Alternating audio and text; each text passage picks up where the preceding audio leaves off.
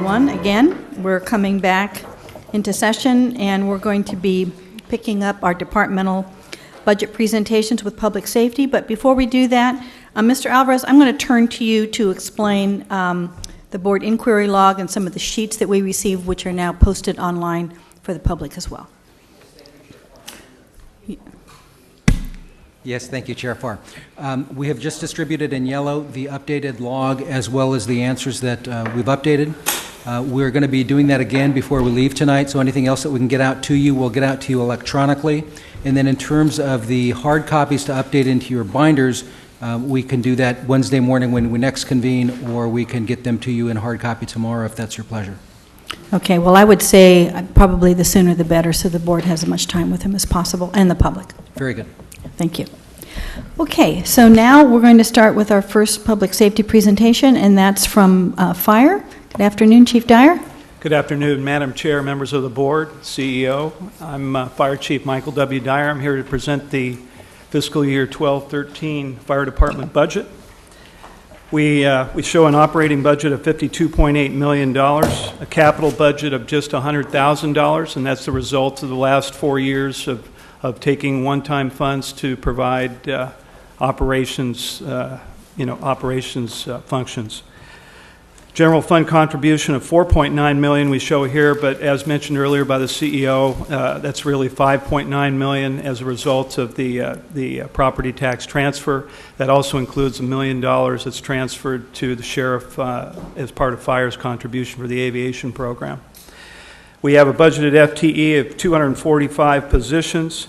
We had 285.3 in fiscal year 2009-10, so that's an overall reduction of 14% of the fire department total positions. As far as we had quite a few accomplishments this last fiscal year, starting with the automatic vehicle locator mobile data computer project that your board approved in last year's budget. I'm happy to report that these devices have been installed on all of our first line emergency response equipment. What this does is increases firefighter safety and accountability. It lowers response times because the automatic vehicle locator function are responding the closest unit to the emergency, and also enhances communications ability of all of our fire engines and emergency response equipment because they can use the data portion of the computer instead of clogging up the airwaves. Paramedic services at UCSB. We've enhanced EMS and fire suppression capability at UCSB with our paramedic services there, and a large portion of the funding for these two firefighter positions is funded by the long-range development plan that your board approved, and also transport revenues. This also is in addition, these positions are critical for the Goleta area as well, providing those extra firefighters in a critical time frame, as the Citygate report had mentioned earlier. Also, we've done a fire department organizational review and deployment study. As you're aware, the Citygate report was presented to your board in February of 2012. This was a third-party subject matter expert evaluation of our department, and also provides our department a roadmap for the future. We were also successful in getting the private land annexation and property tax transfer before your board last August, and that showed $315,000 of additional revenue to the department. And finally, something that was accomplished, not on the slide, but property tax transfer was approved by your board on May 22nd. That'll grant 25% of the general fund growth over a 10-year period up to 17%, while also limiting the impact to the other public safety and law and justice departments, the 172 transfer as well, over the same 10-year period that will mitigate the impact of the property tax transfer. We've also been successful in implementing a career development guide for the department. That's a critical thing to do internally for our leaders of the future. It's a step-by-step guide where a firefighter coming in the front door knows all the way up to fire chief what it would take to promote to those different levels. It's also going to enhance our succession planning in the next 3 to 5 years. I'm happy to report the Santa Maria tanker base is up and running as we speak. I think that's very important because we've been having several fires in Southern California this past week. This is a federal air tanker base, but with your board's help and congressional help, we were able to get that tanker base back. That's a critical component to increase our gallons of water dropped per hour by fixed-wing aircraft, and I'm sure we're going to need it this summer. Internally, we've also been able to dedicate our Fallen Firefighter Memorial, which is a huge cultural and heritage portion of what our department is all about in recognizing our fallen brothers. This is also funded solely by private donations. And finally, our hazardous material program, the cost recovery, your board approved the fee increases last December. That's allowed us to do full cost recovery for our hazmat program. Now let's talk about the potential service level impacts for this next year's budget. You'll see that the gap is $2.3 million, but as a result of some salary savings, also including the RDA money of $290,000, and also additional CAL FIRE funds, the gap is now projected to be $1.635 million. Again, that's 1.635 rounded up to 1.64. That still isn't going to mitigate all the impacts. And starting off with the most severe impact is shutting down the fire engine in Goleta at Fire Station 11. That would be a total of 9 firefighter positions, 3 post positions per day no longer on duty at Fire Station 11. Engine 11 is a critical response resource in Goleta, UCSB, Highway 101, as well as major commercial, industrial, and high-density residential centers like Isla Vista. The Citygate report recently stated that multiple units are needed to deliver enough firefighters in a reasonable time to serious emergencies to simultaneously and effectively perform the tasks needed for the outcome. What that means is you need enough firefighters on scene within a critical time frame, either flashover or on medical calls when you have possible brain death that could occur. You need enough firefighters there in a critical time frame, and with this engine being deleted in Goleta, we're going to have less firefighters on scene within that critical time frame. Also at Station 11, we do all of our water rescue teams out of Station 11. So if we get water rescues, which we probably average 1 a day during the summer because of just the proximity there, without Engine 11 there, we're going to have to rely on an engine outside 11's area if they get a call to man the Swiftwater Rescue Team, because it takes more than 3 firefighters to do the Swiftwater Rescue Team. And finally, with the engine being gone, Truck Company 11 is going to be there by themselves. They are going to respond to all calls in Fire Station 11's area. Truck 11 is a regional resource and is available throughout the county for structure fires, technical rescue, and other specialized needs. This reduces their ability to go on these complex missions like the bridge incident that we had a while back. To show you what's going to happen with Engine 11 not being there, we looked at how many calls they had last year. They had 1,202 calls in 2011, or roughly 10% of the total department call volume. And what this also means is we also looked at what other units responded in Engine 11's area. In place of Engine 11 last year, we had 64 calls responded into Engine 11's area by other units. But the other part is the truck responded to 264 calls outside 11's area. So what that means is if you add those two together, a total of 328 times last year, we would not have any available resource in Engine 11's area if the truck is there by themselves. So that's Engine 11. Going to Engine 22 in Orchid. Currently, there's 4 firefighter post positions there, 4 firefighters on duty a day. What this cut would do is go down 1 firefighter position daily at Fire Station 22.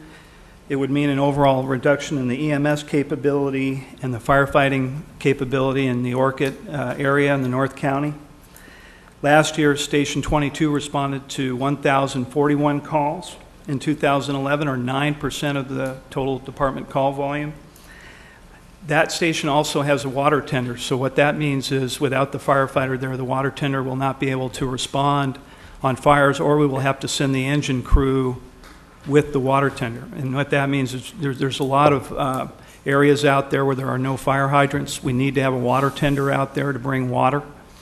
And with the 4th firefighter gone, a decision has to be made to send the water tender on a call, or it's not going to be available. And if the engine company goes out with the water tender, that means they're not going to be available for a medical call. One more thing to point out for the Orchid area there is we did a study, and we averaged one call out there for every 5.6 residences, one medical call, versus the Santa Ynez Valley, it's one call for every 18 residences. So what that means is that area really uses the 911 system, and it's critical to have those firefighters there. Finally, our last reduction is in the Mission Hills area, Engine 51. What we do is reduce this engineer position down to a regular firefighter position. We don't need an engineer to drive the ambulance. We can drive the ambulance with a firefighter. The driver's licenses are appropriate to use for driving an ambulance, but what we lose is a little bit of the leadership ability and the EMS capability there by reducing the engineer to a firefighter.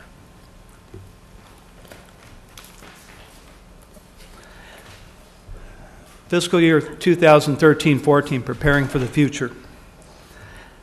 What we're looking at as a fire department, a continued reduction of engine 11 and and the 4th firefighter at station 22 means that we're going to have a reduced overall capability within our system to respond. We're not going to have as many firefighters on scene in a critical time frame in some of the most populated areas in the county. The Citygate report cites the lack of enough firefighters, even as we speak right now, on scene at complex incidents within critical timeframes. Looking forward to the possible gap, we're projecting it's not a $3.3 million gap anymore, as CEO earlier pointed out, and Mr. Alvarez, with the retirement board's decision on the assumption rate, that gap is going to be less. We're unclear at what the total gap is right now, but I would guess it's going to be at least close to half. We don't know for sure. And this does not count concessions by labor groups at all. So I think that's a key thing to look at as well. The potential impact without the salary and benefit concessions down the road and the stable ongoing enhanced revenue stream, station closures may be necessary. Your board approved a very critical and important long-term revenue enhancement for the fire department. But what we need is we need everything. We need those concessions as well, and we just need to be as efficient as we can with our services down the road. We're looking at volunteers as well. We've looked at our IT section, and we're utilizing students there where we can, and with the property tax transfer not taking place until 13-14, we're going to see about $655,000 in 13-14. So I would, looking at it right now, I'm looking at we're going to probably have another deficit as well next year. That concludes my presentation. Are there any questions? Questions for the chief? Supervisor Gray and then Supervisor Wolf. Chief, I'm looking at the staffing trends on the page D63, and it looks like the department was at 285 in 08-09, and now you're talking about 245. And I don't mean to put you on the spot, but how in the world can you do the same kind of a job? I mean, what's missing here? Well, the big missing piece is the crew. The crew is roughly 24 FTEs that we lost last year, and that fuels crew, as Supervisor Wolf pointed out in an earlier meeting, is real important. We need to look at trying to get that piece of the equation back. The overall systems approach, like I mentioned before, without that crew, without these firefighters on scene, the existing engine companies are going to be out on these fires longer, meaning they're going to be out of service longer in fire stations, to go on subsequent calls. That's the biggest piece, is the out of the FTEs. We also lost 3 positions last year in fire prevention, that did our fire prevention investigations and as well as our planning prevention piece, where they go out and they look at, they do inspections. And how do you decide that you shut down engine 11 and you unstaff? How do you make that decision? What do you look at? Well, I look at threat. I look at the overall systems approach, and as the Citygate reported on, they actually concurred with what my decision was on page 2 in their executive summary. They talk about 3 options, including utilizing a second company at an existing station so you don't have to close that station. It's a very busy area. Station 11 is a busy area, but that way we keep that station open. And we're still keeping a station open in Orchid. But I can say that in the next fiscal year, if we don't have help, we may be closing fire stations.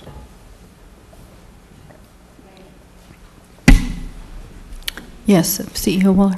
Chairwoman Supervisor Gray, the other thing that may be helpful to know is if you look at page D64 and you go down to actual staffing, if you look at actual for 10-11, you had about 247, and the actual recommended for this year is about 245. So certainly I agree with the chief, that's not where we would like to be, but that also helps explain why you haven't seen a drastic service reduction. Supervisor Wolf. Thank you, Madam Chair. So Chief Dyer, from the service level impacts, there was an initial recommendation, or not even a recommendation, suggestion of cuts of $2.3 million. And I think what I heard you say is that with the RDA and the grant, et cetera, we're at $1.6 million that needs to be cut. So now if you were to look at the three items that are listed on the service level impacts, so that's about a $600,000 differential. Where would you, do you have a plan of how you would make that up? In other words, would you put that $600,000 at the Orchid station? Would you put the $600,000 at Engine 11? Because I'm not sure how it works, how the funding mechanism works. If you put $600,000 at Engine 11, is that enough to keep even a skeleton crew, or is it better not to do that and put it in Orchid? Madam Chair, Supervisor Wolf, that $665,000 doesn't fully restore Engine 11. And that piece really needs to, I understand the firefighter unions in negotiations now, and I think we need their help as well. I mean, I think that Engine 11 is a more critical resource because of the densely populated area, but it doesn't fully restore it. So when we get into our budget deliberations, I just want to confirm we've got $600,000. And I think what I'm hearing you say is that the Engine 11 is the more critical piece of all three. Madam Chair, Supervisor Wolf, that's right. Okay. All right, thank you. Other comments or questions for the chief? Supervisor Carball? Thank you, Madam Chair. To address some of the shortfalls that you have, I guess this is something we'll be discussing on Friday, but I know we're in voluntary negotiations with our firefighters, and I'm hopeful that whatever we can yield from that will really go to address this issue. So anyways, I just want to state that because I think that would be very helpful, and traditionally I don't like speaking about negotiations from the dais, but I think that's important to outline that's something I think that's part of the overall mix. Although we don't negotiate from the dais, it's important to mention that. And I just wanted to also reiterate how important Station 11 is. I mean, I think for all of us who know where it is geographically, it's a station that is the most farthest west in the Goleta area. in this very highly densely populated area, but more than that, surrounded by land uses that attract large numbers of people at any one time, whether that's the Camino Real Marketplace, whether that's the Bacara, to back up UCSB and Ivy, the beaches that are there, and also not to forget the Veneco oil processing facility there, which is, so there's a lot going on in that part of town, and I think that it's really, really important that hopefully we can figure out a way to fund all of these, but that in particular I'm very concerned about. CEO Waller. Chairwoman, thank you. I know that we haven't had an opportunity to really investigate this or as a board even decide if it's something we would want to do, but as you were noting those particular facilities that this station does service, it became apparent to me that many of those are within the city of Goleta, so perhaps we also want to approach the city to maybe mirror what your board did as far as a property tax transfer and see if they would have an interest in helping us with that particular fire engine, because I think it would be very important to them as well. Now, Councilmember Bennett, not sure what he's going to say, huh? Okay. Then I guess we'll go to public comment. I'm sorry, we're not there yet. We need to go on to our other departmental presentations. So no other questions or comments for the fire chief. Thank you very much. And we will go ahead and then have probation come up.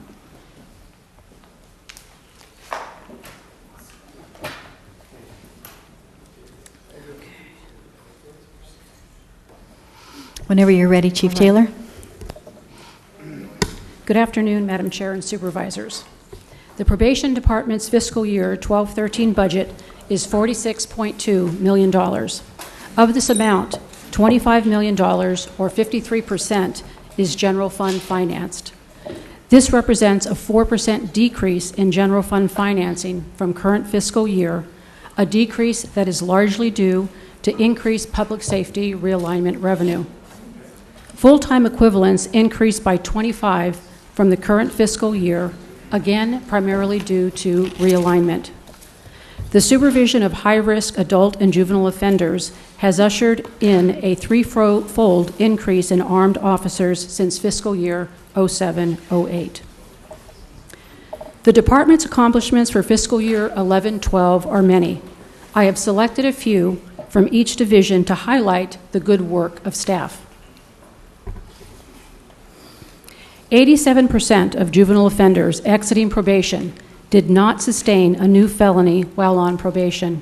This is an extraordinary outcome, as these youth are assessed to be at risk to reoffend. The department uses an evidence-based risk and needs assessment tool developed, normed, and reevaluated by UCSB. The assessment identifies these at-risk youth that research shows have the greatest need for and who will benefit from intervention and services. Los Prietos Boys Academy and Camp's completion rate continues to be exceptional at 97%.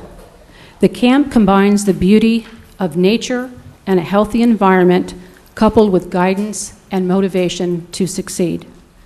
In addition, camp offers an extraordinary education program that engages and prepares the students through the A+ credit recovery program to graduate from Los Robles High School or to return to their community schools on target to graduate. 12 students graduated from Los Robles High School during this fiscal year. The county's reprographic unit was eliminated in June 2011 as a result of budget reductions, as you are aware. On May 8th of this year, the reprographic equipment was transferred to the Probation Department. The Los Prietos Business Center was birthed and is an example of the vision and leadership of this board and provides vocational training program to the youth, to the young men at camp. This venture offers a practical and economic services to the county, as the business center has already completed 16 orders since its grand opening on May 1st. One of the goals of the business center is to become self-sufficient and a department goal is to expand these services to the adult offenders at the Probation Report and Resource Center the next fiscal year. The adult division's accomplishments are again remarkable, even in the wake of public safety realignment. Staff spent countless hours reviewing legislation, analyzing data, and are now implementing Santa Barbara County's realignment strategies. While momentum is maintained in the case management of traditional probation caseloads, while focusing on evidence-based practices such as the implementation of structured case plans and the use of a decision-making matrix tool. The Adult Division also completed the Business Process Improvement Project, which has introduced a variety of cost-saving, effective, and efficient processes, including the automation of the adult monthly report forms and travel passes. Both are initiated via offender-operated kiosks located in the lobbies of each area office. Finally, 94%, there's an error on this slide, of adult probationers exiting supervision were not convicted of a felony offense during their term of probation, and 97% of successful exits did not have a felony conviction within 1 year of exit.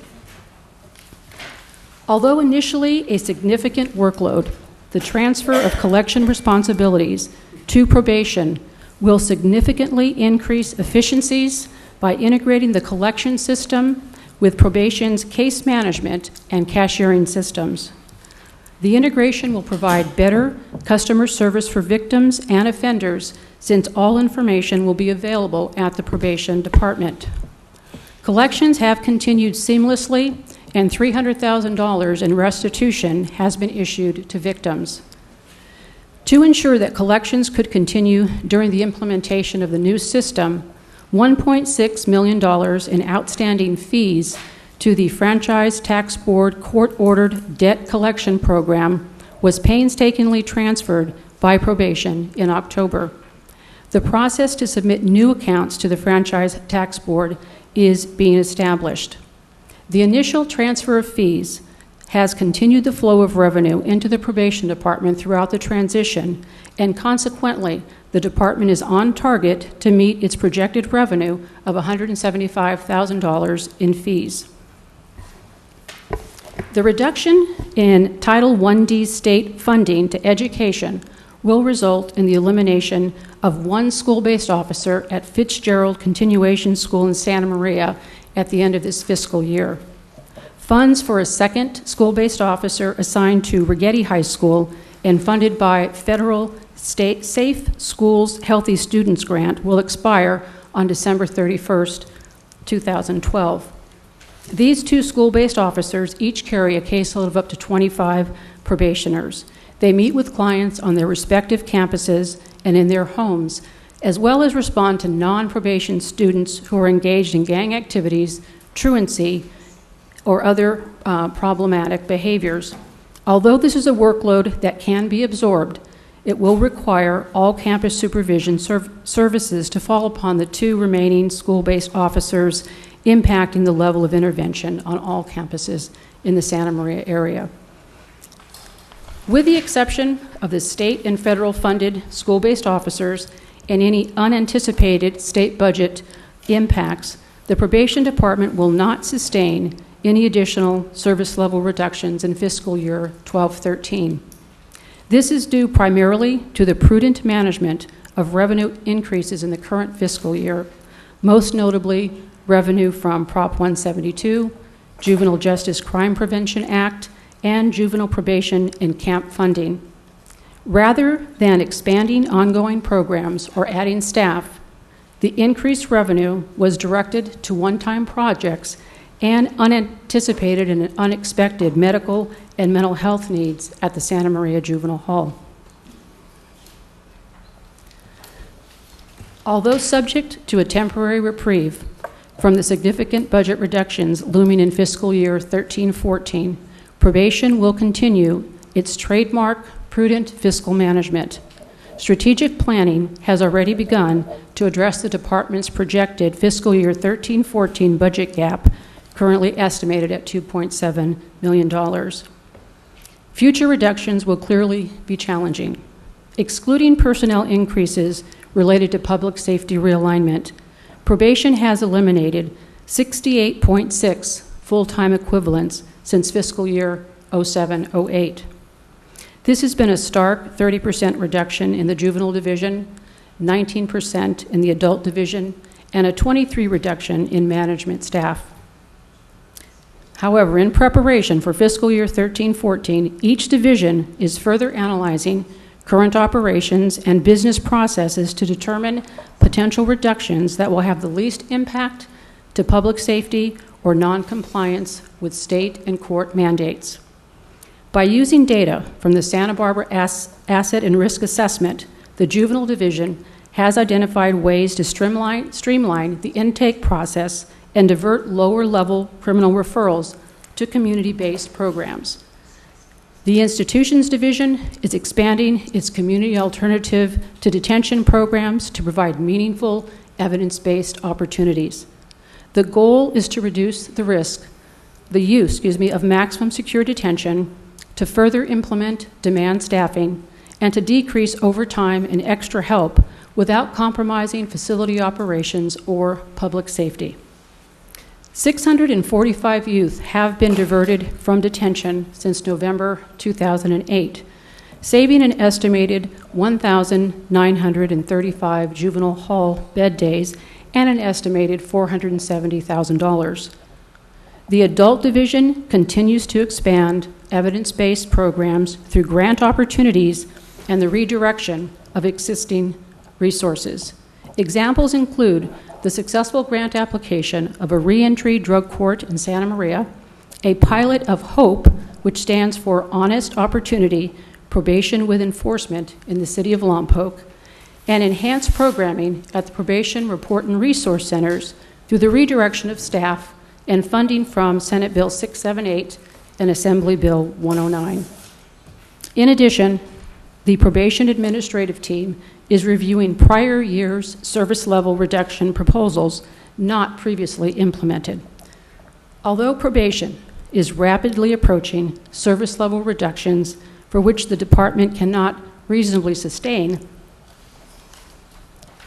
probation is committed to positive and creative solutions to diminishing resources and remains fully committed to its mission to protect and serve the community. The delivery of effective and efficient programs and services that challenge clients to succeed and outstanding services to our communities and to the court will remain probation's priorities. Thank you, and any questions? Thank you so much, Chief Taylor. Questions or comments for the probation chief from the board? Yes. Supervisor Gray. Would you go back 2 slides where it talks about referred $1.6 million of delinquent account balance to the franchise tax, and then you said, and now we've collected, and it sounded like kind of a small number. Do you remember what you've collected? $175,000 That so doesn't far. seem like very much out of $1.6 million. Can I have you take that, Theo?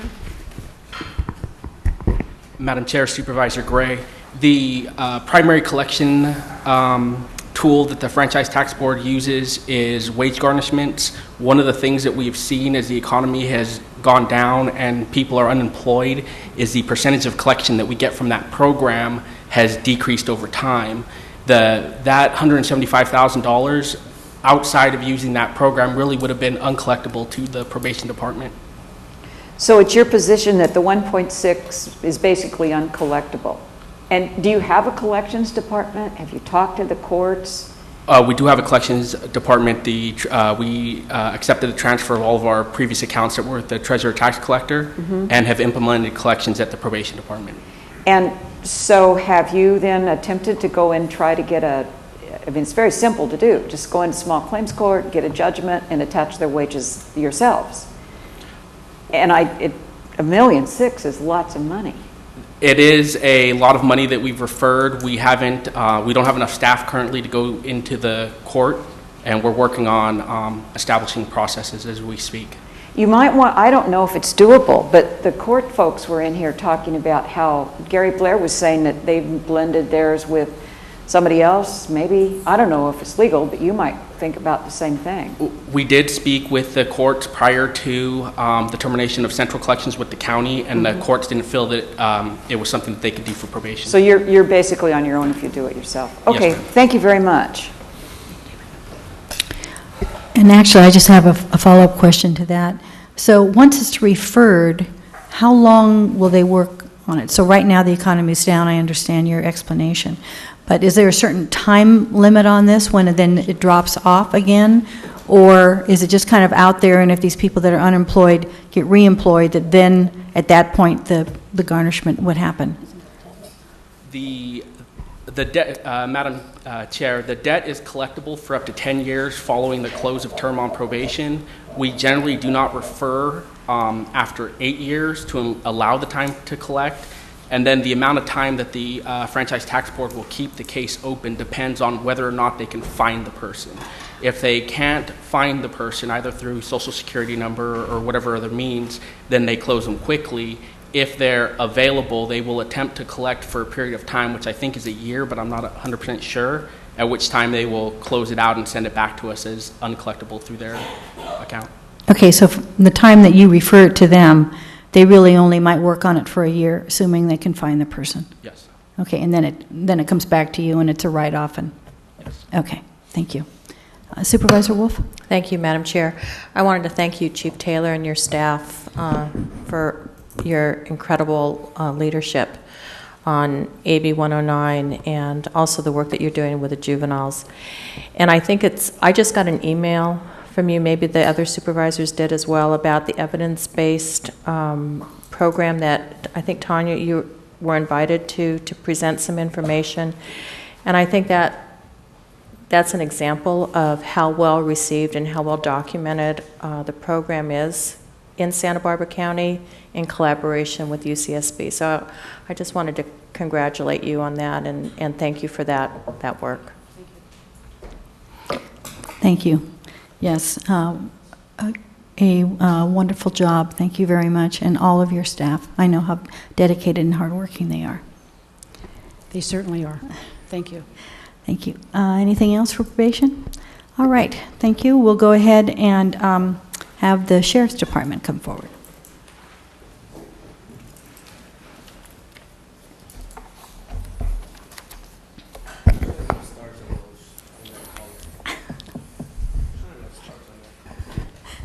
Try not to what? He's saying you need more stars.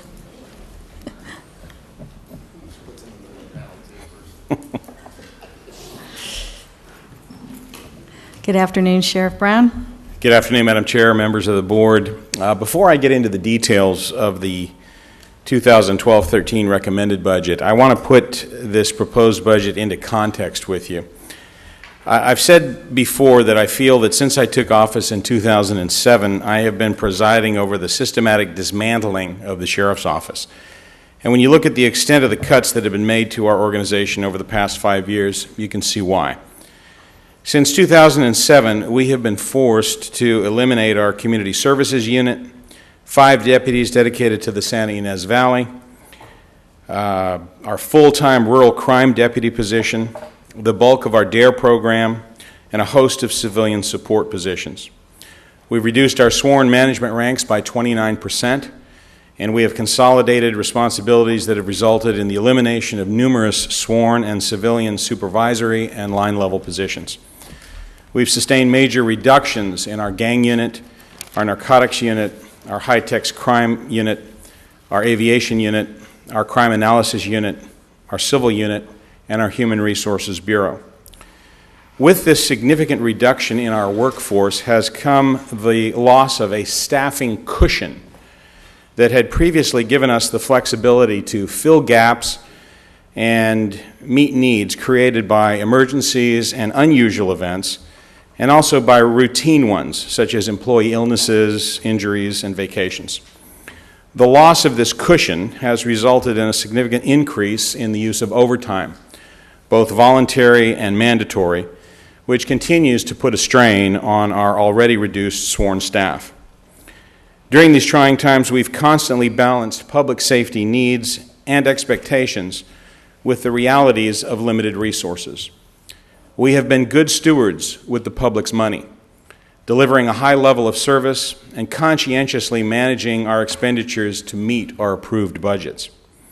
The men and women of the Sheriff's Office have been extraordinarily resilient during this difficult period in our history, and they continue to deliver a level of protection and service which makes me, and I'm sure you, exceptionally proud. With those thoughts in mind, I'd like to go over the details of the upcoming fiscal year's proposed budget. The Sheriff's Office fiscal year 2012-13 proposed operating budget is $112.7 million. When you look at that number, please bear in mind that the Sheriff's Office is the largest public safety operation in the county and that we provide 24-hour a day, 7-day a week, 365 days a year service in law enforcement, custody operations, in search and rescue, and the courts, in the Coroner's Bureau, and in a host of other specialized areas of the organization. While the county's general fund increased by 2.7%, our general fund contribution was increased by only $820,000 for existing sheriff operations, a 1.2% increase. In addition to that, we received another $1 million to expand and operate the Consolidated Sheriff and Fire Aviation Unit. But unfortunately, the proposed increases are insufficient to allow us to maintain status quo operations. And for the 5th year in a row, we are forced to make significant cuts in our already reduced workforce in order to balance. The proposed budget includes funding for 624.9 full-time equivalent positions. This is a reduction of 21 positions from our existing 2011 and 12 budget, and these include 12 sheriff's deputy positions, 7 custody deputy positions, and 2 civilian support staff positions, a utility worker and an administrative office professional. This equates to a cumulative loss of 74.5 full-time equivalents, or 10% of our total workforce over the last 5 years. Our sheriff deputy and custody deputy ranks will have been reduced by 15% during that same time frame. And these levels of reduction would have been even greater had it not been for AB 109, which added or restored 18 positions in the last fiscal year.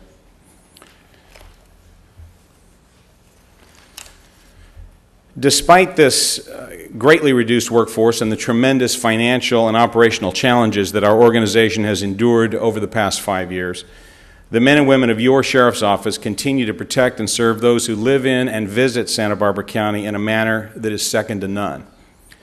As you can see here, during the last year, they handled tens of thousands of calls for service and other activities.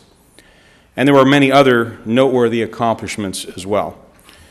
With your board's approval, the Sheriff's Office applied for and was awarded a partial AB 900 Phase 2 grant of $60 million for a new North County jail. We expect to receive a further $20 million in the very near future for a total of $80 million in state funding towards this essential project. During 2011, the Sheriff's Office, in strong partnership with the other members of Santa Barbara County's public safety and justice communities, implemented major changes to our custody, supervision, and treatment programs as a result of a transfer of responsibilities under AB 109. And I will be explaining more about this major development later in this presentation. Other accomplishments and highlights in fiscal year 2011 and 12 include the scheduled completion of some security upgrades in our medium security facility, the combating of illegal cultivation of marijuana in our wilderness areas, and providing dignitary protection for the historic visit to the Santa Barbara area by the Duke and Duchess of Cambridge. Other outstanding accomplishments are highlighted by the provision of some invaluable service to our organization and to the county by our tremendous cadre of sheriff volunteers, a fine group of dedicated men and women who allowed us to leverage our limited resources by donating 14,000 volunteer hours, an amount that's equivalent to 7 full-time positions during the last year. Whether they were engaged in search and rescue operations, piloting aircraft, directing traffic, answering telephones, performing vacation checks, educating people about Project Lifesaver, or assisting us in a host of other ways, these community volunteers donated the most valuable thing any person has, their time, on behalf of us and the citizens that we serve. Now I want to go over the potential service level impacts for the 2012-13 fiscal year. We were confronted with a significant deficit of $2.8 million, representing the gap between available funding and the cost of a status quo budget. In order to balance the budget, we are forced to make reductions and would have to make them in the following areas.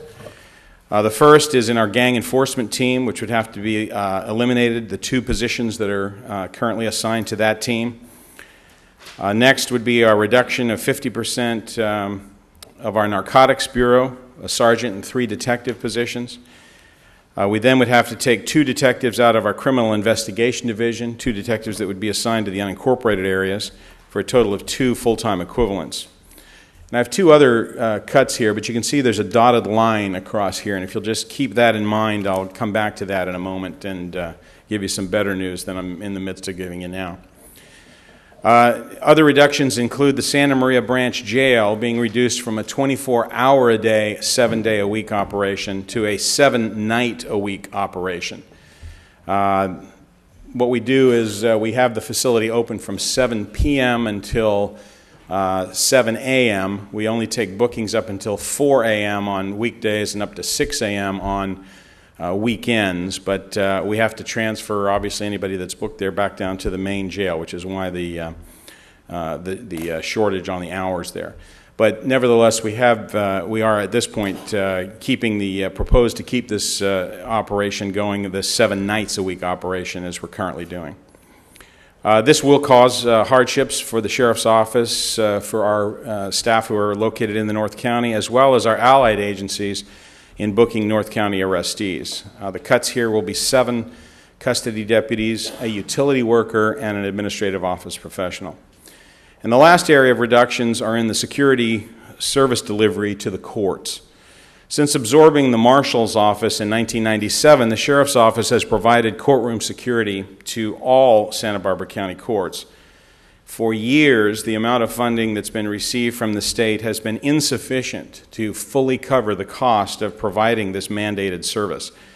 And due to the substantial staffing cuts that we have endured during the past 5 years, we're no longer in a position to be able to subsidize this operation, and I have so advised the courts. As a result of that, the recommended budget was prepared showing a reduction of 4 bailiff positions.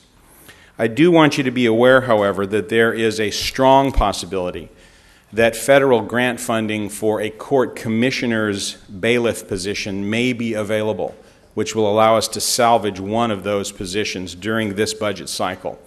And if this occurs, we'll return to your board with a budget revision to that effect. The net result of these service level reductions coupled with previous reductions, as I indicated, would be a reduction of 74.5 FTEs from our organization. However, we do have some good news for you. These next 2 slides will show that in spite of the continuing fiscal challenges that we continue to face, we are moving forward to prepare for the future and to improve our service delivery. We anticipate that security control system upgrades in our main jail, inmate reception center, and medium security facility will be complete by the end of this summer.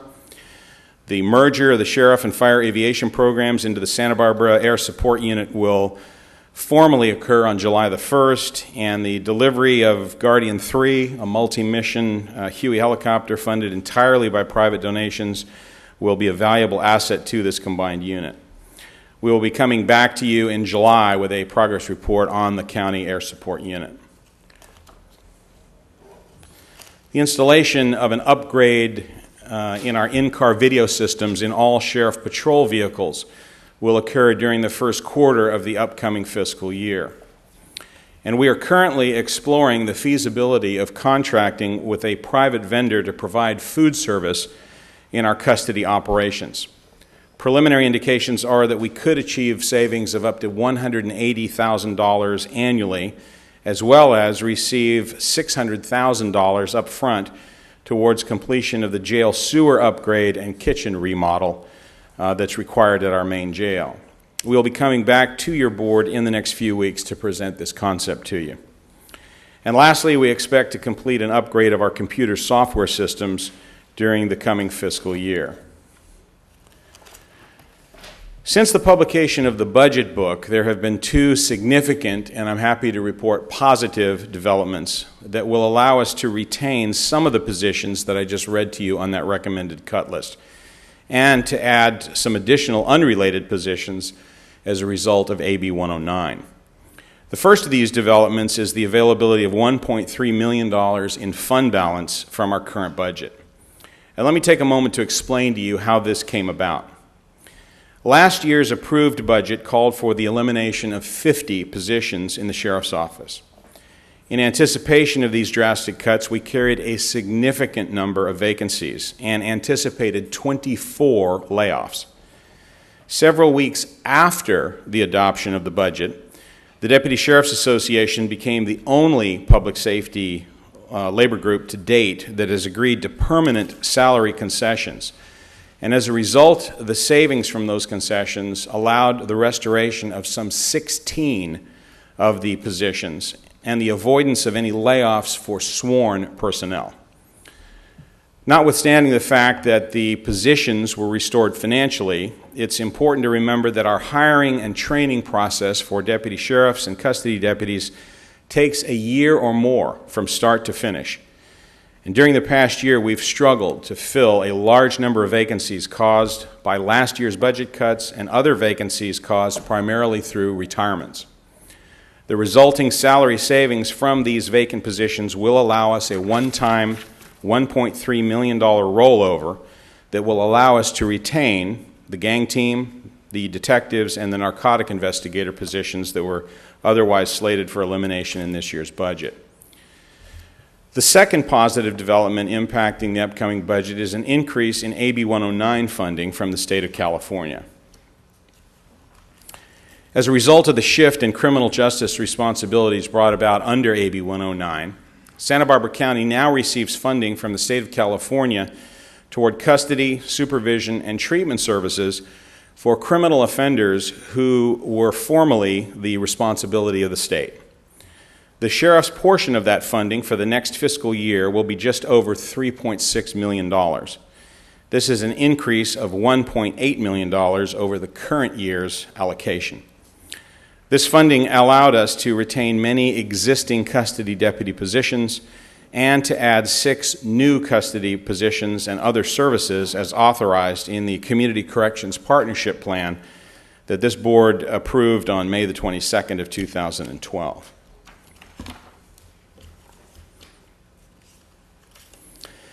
In summary, let me say that many challenges remain, and there are many significant new needs on the horizon as well. Jail overcrowding and the early cap release of prisoners in our jail continues to be exacerbated by AB 109. Our jail population has become sicker, more mentally ill, more drug addicted, and more violent than ever. Our custody staff work in facilities that in many instances are antiquated, inefficient, and inevitably overcrowded. The need for a new North County jail is now greater than ever, but it appears that we are also closer than ever to making that new jail a reality. We expect to come back to you within the next few months with a plan to accept $80 million in conditional state grant funding and proceed once and for all with the construction of a new North County jail. A critical component to this plan is your board's continuation of the jail operations funding designation, the jail savings account, if you will, that you established in last year's budget. I cannot overemphasize how important it is for you to stay the course on this plan. We know that's not going to be easy. We understand the difficult financial and budgetary challenges that you continue to face. And the Sheriff's Office certainly has and will continue to do its part to help. However, our needs are not all centered on the new jail. And I must conclude my presentation today by asking you to restore 3 of the custody deputy and 1 of the sheriff's deputy positions that are slated for elimination. In view of the difficult financial condition of the county, I am only asking for half of a full year's worth of funding for those positions. So that the net cost for 2012-13 would be $227,064. Adding these positions would help us regain some of the flexibility needed to maintain our mandated post positions in the main jail and in the courts. Adding these positions would cut down on the extreme use of overtime that we're experiencing in order to meet minimum staffing requirements. Adding these positions would provide hospital guards for inmates who require medical treatment beyond that can be delivered within the jail. And equally as important, restoring this limited number of positions would also send a strong message of support to the men and women of your sheriff's office who, despite years of cuts and increasingly difficult working conditions, have continued to protect and serve the people of Santa Barbara in a way that is truly exceptional. In closing, let me ask you, the members of the Board of Supervisors, to do all that you can in the next year to work together across political ideologies and party lines to identify and seek out new revenue-generating sources for the county. It's time to make something happen, whether it be through increased tourism, well-planned development, the expansion of oil production, or some other mechanism. We desperately need new revenue streams to augment our diminishing traditional revenue sources. And finding those new revenue streams will allow you to continue to make the protection of the public, which is really government's fundamental purpose, your top priority. I thank you for your attention and for your support. My staff and I are available for any questions that you may have. Thank you, Sheriff. Questions for the Sheriff? Supervisor Lavanino. Thank you, Madam Chair. Sheriff, maybe I don't understand the courts. Why aren't the courts paying for our bailiffs, or why isn't the state picking up that cost? How did we get roped into? Is that just a long-standing tradition, or where did that come from? It's a fairly convoluted process, but basically what happened in years gone by, we had a mandated service that we would provide, and we would be reimbursed by the state retroactively. And there were a series of charges that were deemed allowable and not allowable. Training, for example. The courts would only pay for training that related to court-type activity. But we still had a burden of providing training in other state-mandated areas for our bailiffs to keep their peace officer status. So we had to pick up the cost of that. The courts would increase from X number to Y number of people in the courts, and we would provide 2 fully trained deputies, but we'd then have to go out and hire 2 new deputies, and we'd have to equip them, and we'd have to train them, and all of that additional behind-the-scenes money was paid for by us as well. And this year, the system changed a little bit. The money now comes directly to the county and to the sheriff for the provision of these services. And basically, myself and other sheriffs have just told the courts, we are going to provide you every penny's worth of security that your money will allow, but we cannot continue to subsidize this service in the way that we have, given the extreme cuts that we have taken. Okay. One other thing, I couldn't agree with you more about the revenue generating ideas, and I will probably be in more support of more of them than others, but I'm going to get outside my box and try to support some that I normally wouldn't, because I think this is very important. I'm one of those people that when it's brought up that public safety is 50% of our budget, I'm excited about it. I think maybe it even ought to be more. But one of the things that I think is important here is too, so that the public is aware of something. When we talked about dismantling the department, it's not from a lack of funding on our part. The way I look at it, I'm looking at page D76, and the budget continues to go from, in 2010 it was $107 million, and we're projecting $118 in 2013 and 14. we're funding it at a higher rate every year. We just can't keep up with, and it's not the salaries. And I'm not upset with what people are getting. I think, you know, the average, and this goes, I mean, we could have done this for every department. The salaries are flat. The salaries are staying the same. It's the benefits that the employee does not see till much later is killing us. I mean, when I'm looking at the benefits page on this, in 2010 and 11, it was 31 million, and in 2013, we're going to be paying 45. We're going to be chasing this revenue-generating ideas. You know, we obviously have to create quite a bit and get reform at the same time. But really appreciate all the guys and ladies that are out there. They do the job nobody else wants to do. And I appreciate your leadership. I just think we do have to have a complete paradigm shift of how we're looking at funding the Sheriff's Department. Thank you, Supervisor Levin. You know, Supervisor Gray. Thank you. Sheriff, I want to go back to, and I completely agree with everything that Supervisor Lavanino said. You folks do such a marvelous job. I don't understand custody deputies, because they have to, somebody has to be there. You can't just say, well, we don't have enough, so let the crooks run the jails. So that's not possible. So then you said that you need 3 more so that you can eliminate the overtime.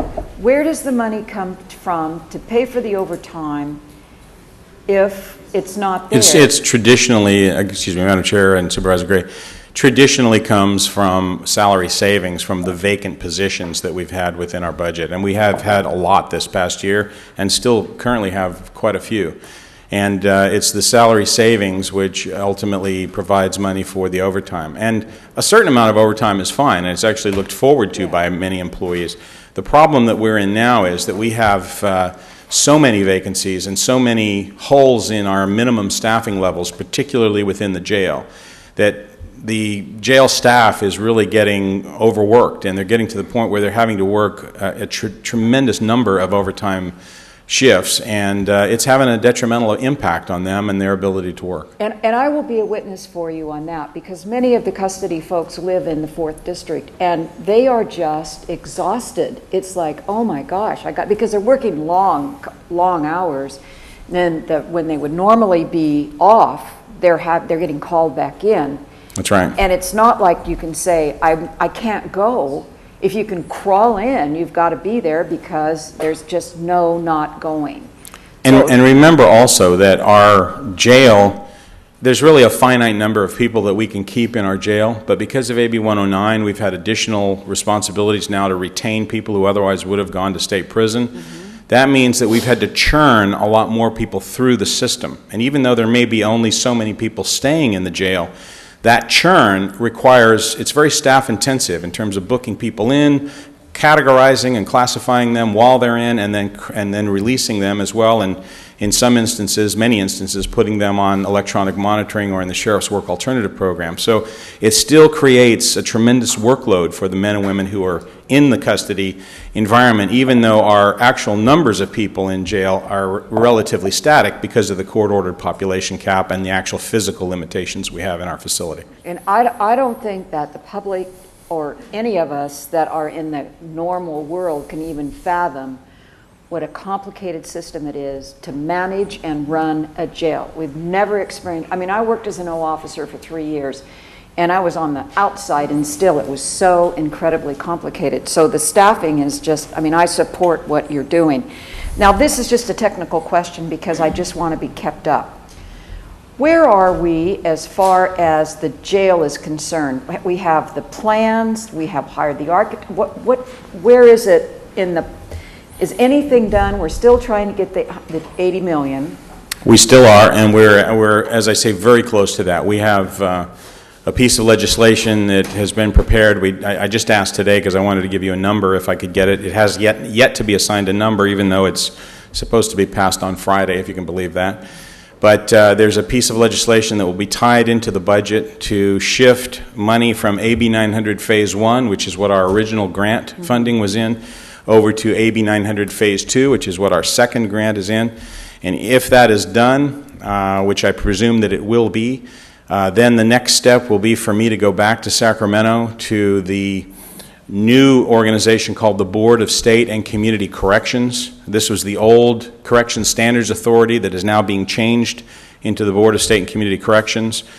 The old CSA has gone on record as having stated their intent that they wanted to see us get the balance of that funding. Many of those members are going to be on the BSCC.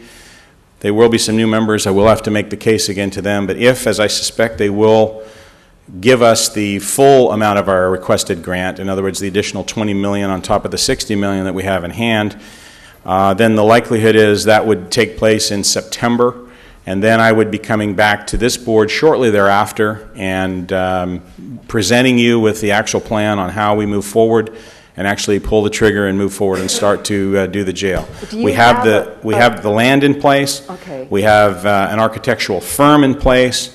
We are going to be looking at a modified design of the facility.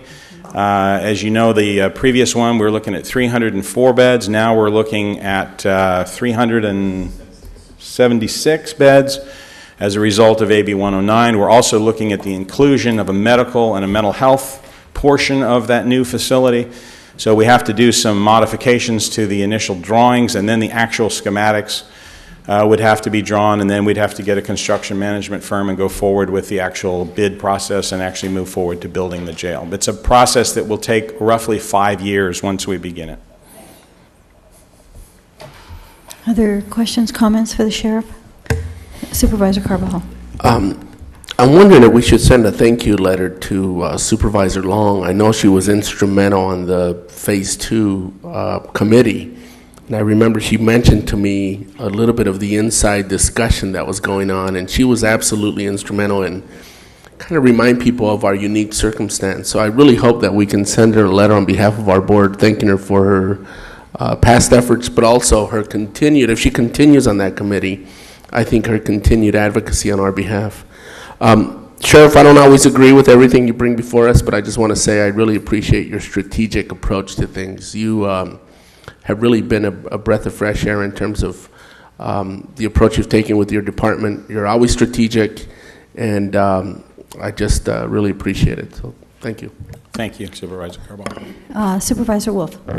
Thank you, Madam Chair. I also want to thank you for your presentation, Sheriff. And you know, Supervisor Lavagnino and I worked with you and the chief and county staff on the helicopter issue. And so, there you are, Chief. While you're both sitting here, I want to thank both of you for your leadership in getting us to the point that we did. It took us a while, but I think, you know, as we look at this budget in areas where we can be efficient yet maintain a level of service, I think both of you did an outstanding job. And as did Mr. Lavagnino. Thank you. Sheriff, I just had a couple of questions. The first is on the way this is written for the service level impact for the jail operations. I don't quite understand it because it says that the 12-13 status quo budget funded a 24/7 facility. This reduces the service back to the level adopted by the board a year ago for 11-12. So wouldn't that be the status quo?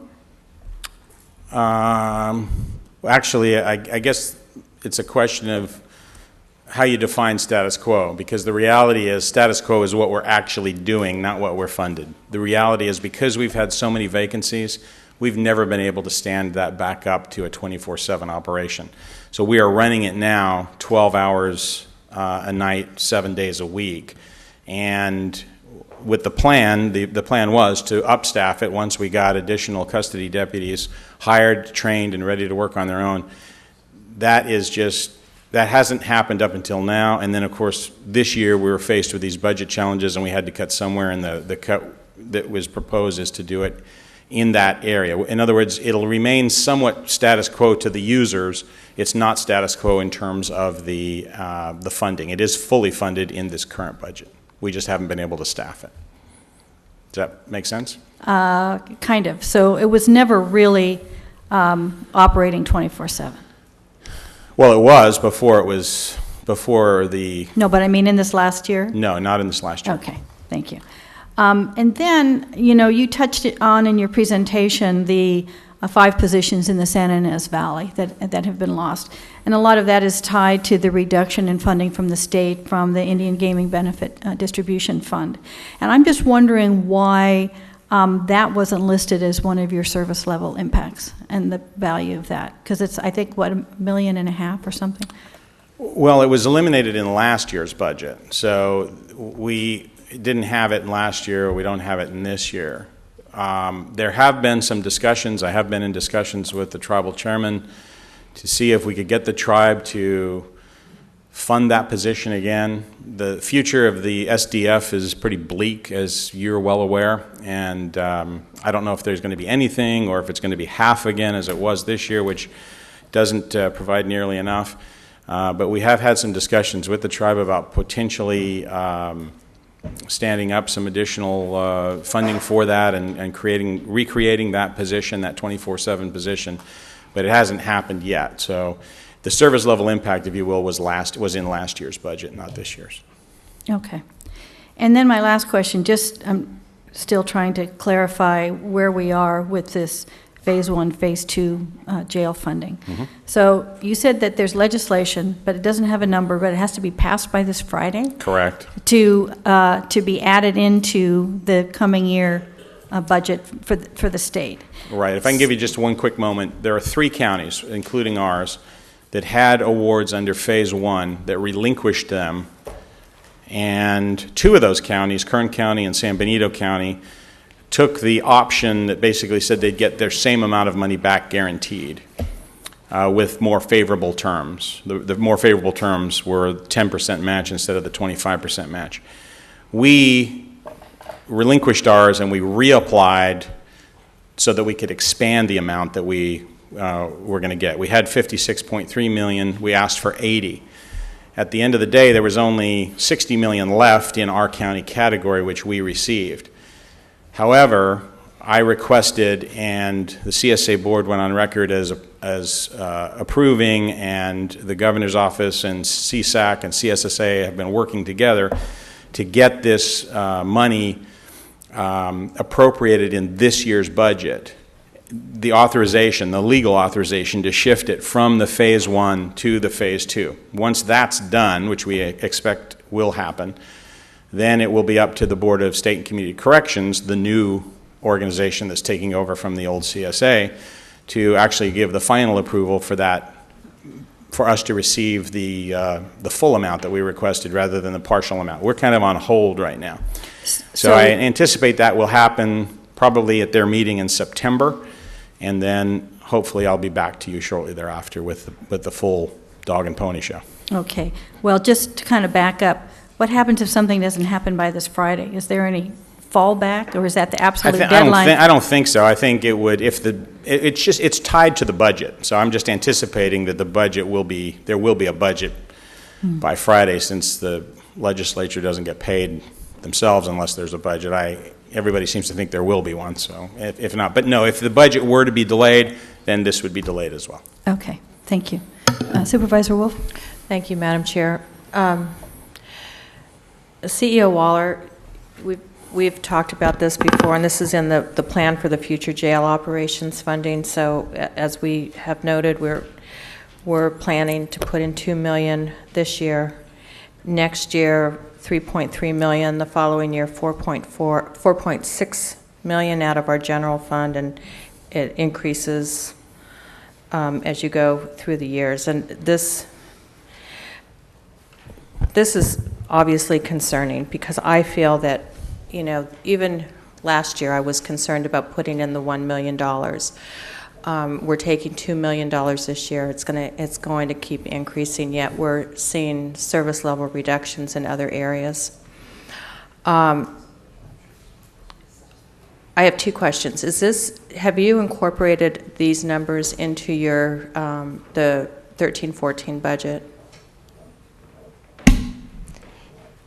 Chairwoman, Supervisor, yes, we have incorporated that into what you see as that out-year look. Which is 18, was it 18 or 16 million for next year? No, it was the 3.3 for next year. No, I mean the total deficit that we're expecting next year. The total deficit that we're expecting is someplace around 20 million. And that includes the 3.3? That's correct. Okay. So Sheriff, when you come back to us in a couple months with the program, we're going to be discussing this in more detail. Are you prepared to provide us with any other options than just using the general fund money, or is that going to be left up to us when we do our strategic planning for future revenues? Just wondering. Madam Chair, Supervisor Wolf, I can't really tell you that I have any rabbits to pull out of my hat for any other new ideas. I would like to just clarify, I think it's a little bit misleading to say it's $2 million this year and then $3.3 million next year.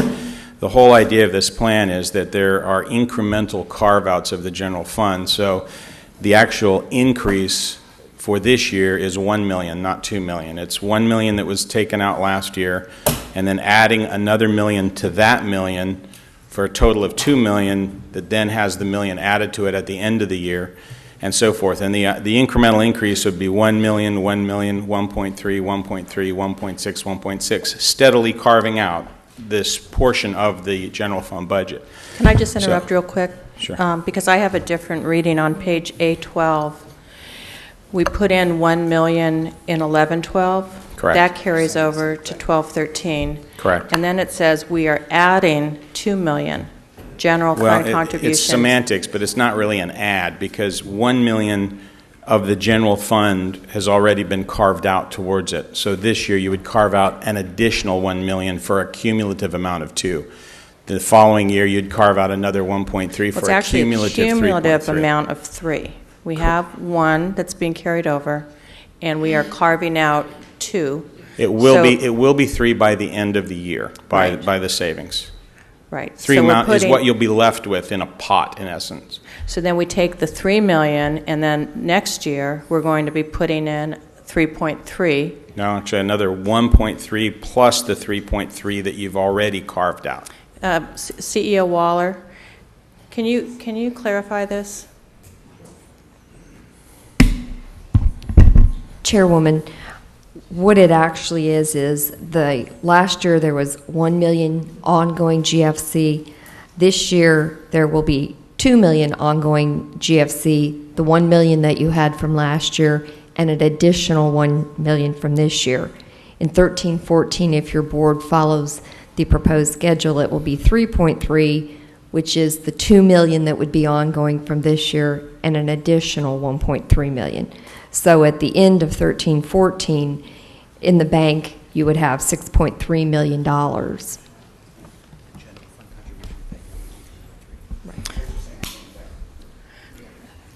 Yeah, I think that's what it is. Yeah, okay. Thank you. Is that it? Thank you. Thank you very much. Thank you, Sheriff. I think we just have one public speaker. Mr. Caldwell, I've been generous. Oh, I don't know, maybe we have another one. We're running a little bit behind, so why don't you come up? You can have up to 5 minutes, but if you could do it in less than that, I would really appreciate it. Madam Chair, members of the board, I'm Andy Caldwell representing COLAB. First off, with respect to Supervisor Wolf's recent questions, we urge you, CEO Waller was the first person in 20 years that came up with a plan that was doable by setting aside what typically would be increases, carving out for that jail. You have to do it. And I'll give you one statistic, and this is just absolutely appalling. And I'd love to see any one of you run on a platform that you want to cut public safety. On page D79, percent of burglary crimes that end in an arrest, 25%. 75% of burglaries in the county don't end in an arrest. And of course, the jail overcrowding, how many of those people get arrested, even serve jail? We're in financial woes here. Public safety is the #1 priority of your constituents. And again, it's time for you, all 5, to demonstrate your commitment to that. We supported 3% at 50. We still do, but we have to be able to pay for it. But something that is forgotten is the deputy sheriffs back then, their union gave up raises for X number of years to help pay for 3% at 50, but the county didn't sequester that money away to help pay for it. They just spent it. And that's part of the problem that's caught up with us to this day. We realize that you are spending more on public safety than ever. We realize that it's, to some, a disproportionate amount of the general fund. As your budget book indicates, it went up to 50% of the general fund. But for crying out loud, if we're not protecting the public from crime, then what are we doing? Do you want thieves and rapists wandering the streets because we don't have room at the jail, or we don't have enough cops to catch them, or enough DAs to prosecute them? What is more important? You know, let's look at some sacred cows here. The Gaviota Coast Plan. We're in the middle of a recession. You're spending $1 million to stop growth on the Gaviota Coast, but questioning the need to fund public safety? The Children's Health Insurance Program. Buying insurance is not the same thing as caring for somebody that's sick. You have $1 million going into an insurance program. You could use that to backfill the public health department because they treat everybody without ability to pay. So now we're up to $2 million. Darn that budget reduction in the book. We don't have my smoking cessation program in here to pick on. We're spending $600,000 a year to try to get people to quit smoking with abysmal results. We're spending sheriff's time trying to bust storekeepers from selling cigarettes to minors. And yet, again, crimes such as burglary is going unsolved. So I've just identified in 1 minute $2.5 million in this budget that you could spend elsewhere on pressing needs. We haven't talked about long-range planning. Don't dare look at these departments through a keyhole or one page at a time. You want to put a ballot measure, not a ballot measure, but a referendum on what the public's priorities are. I'm going to tell you public health, public safety, and public infrastructure. And the thing that some of you don't realize is by the time that North County jail gets built, you're going to need a South County jail to be built. And you're going to need as much North County support then as we need South County support now. It is untenable to be letting people off before their sentences are up or not having them serve at all. Don't touch that fund. Thank you. Mr. Allen? Michael Bennett.